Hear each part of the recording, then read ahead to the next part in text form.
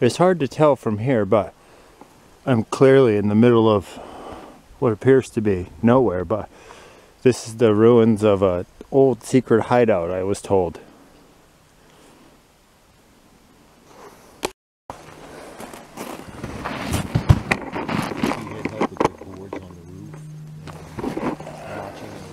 Lifting the logs into log corners.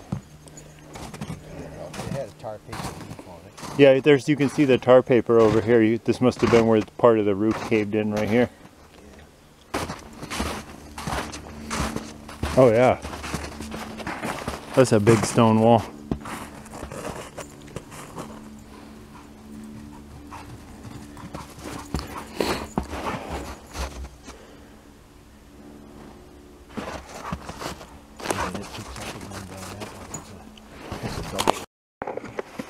So the reason that the stone wall right here is so wide is that there was a poorhouse in town here associated with this stone wall, and the way to pay your way at the poorhouse for food and a place to rest your weary head was to stack stones and stone walls in town. So this is one of the stone walls associated with that.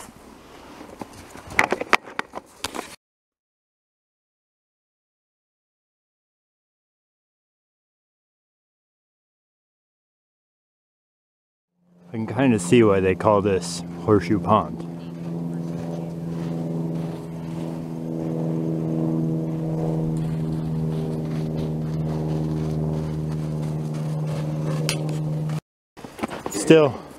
We're still mostly in the middle of nowhere, but if you wanted some tea, you just need a fire.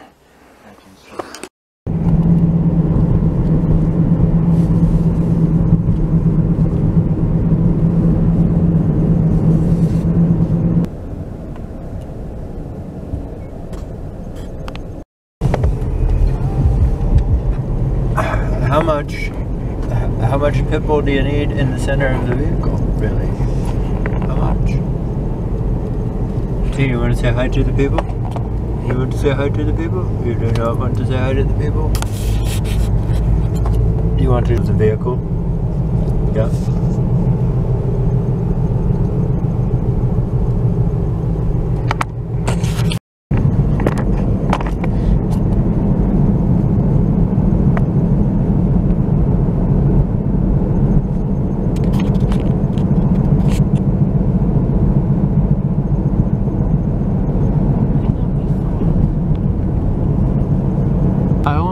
Bonfire? Bonfire. Bonfire, not a house fire. Bonfire, not a house fire.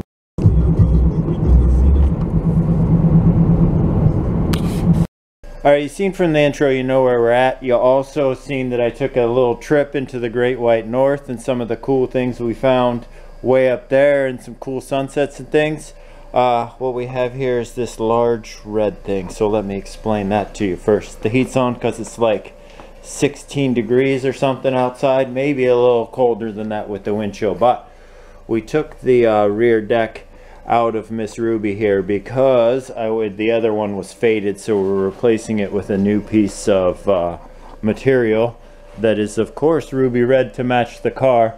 Also, because I'm heating the garage, we are working on getting the non-stick Hazy Days stickers on the hubcaps for the 64 bug Daisy. So I'll get to trimming that up. I'll bring you guys back once it's trimmed up. We'll cut a hole in the middle for that 10-inch JL audio, and we'll get it put back in the car. I think that we have the technology right there to wire that with some Hazy Days music right to the car, so you'll be able to hear the stereo system in the garage. At least that's my plan. Alright, so I got the hubcap sitting here. And the Hazy Days non-stick stickers all upside down. I just took a little piece of sandpaper. I'm just going to scuff, you can see I started right here. I'm just going to scuff the center so that when I glue them down, they have a little something to stick to. You can see there's where my finger is right there, there's a little rise and a little bit on the edges here. That's kind of going to be the best place to get them to stick, is right in there. And we're still over here getting the red material to fit correctly over the top of that speaker box. Alright, so we got those put on all four corners.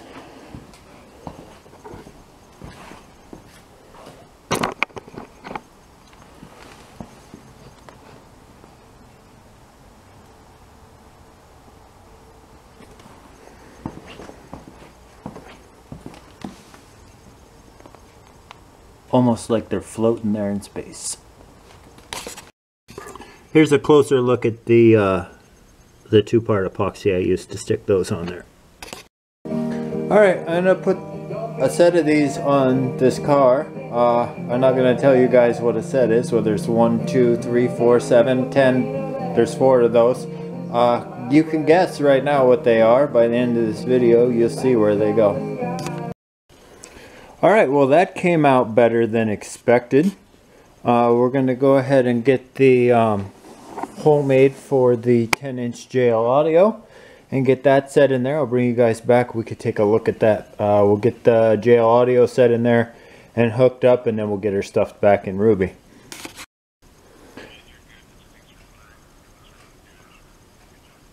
Alright, we'll get that put back in the 67 Ruby. Alright, so you can see how nicely that material matched the outside color of Ruby. Almost like it was meant to be. We got her installed in there, no problem. As soon as the camera focuses, you will see it's perfect. Alright, moving on to what these are for. So I will put those where they go. You still have one more chance to leave your guess in the comments about what they're for. And when we come back, you'll see what they're for. Alright, so we're looking at the door handle of the 64. And this is the things that were on the hood. There's 4 of them because it's set for each car. They go behind the door handle right there. So that when you're reaching in with your fingernails or whatever, you're not scratching the paint behind there. So if that's what you guessed, then you were correct. It's not something somebody sees every day, so it's something I thought I would share with you guys. And we'll move along to... I'm not sure what we're doing next.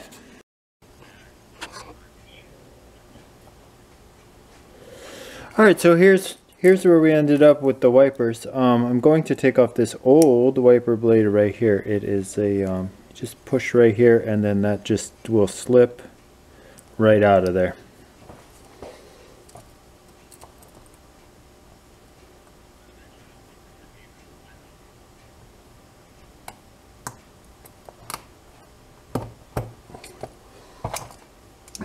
And then we're going to slip that right in there like that, and we're going to get this put on the cart.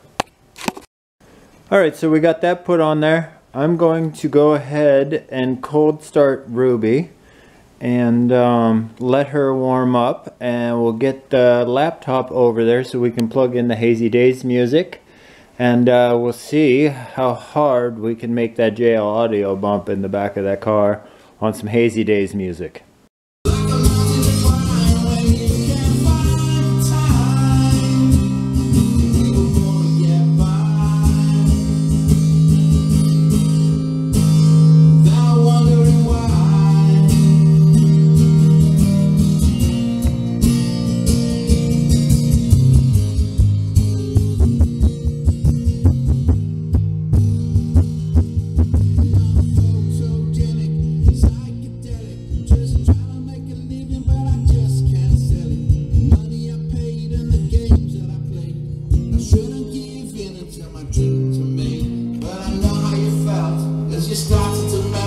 So you gotta do the best with the hand you're dealt.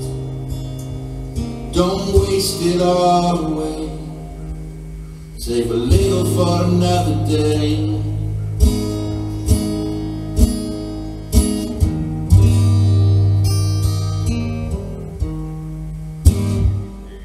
Perfect. Alright, well that's going to do it for us here at the vwnut 1967 channel on YouTube. I'd like to thank each and every one of you for being here. We will see you guys in a couple of days. And of course, if you're looking for patina,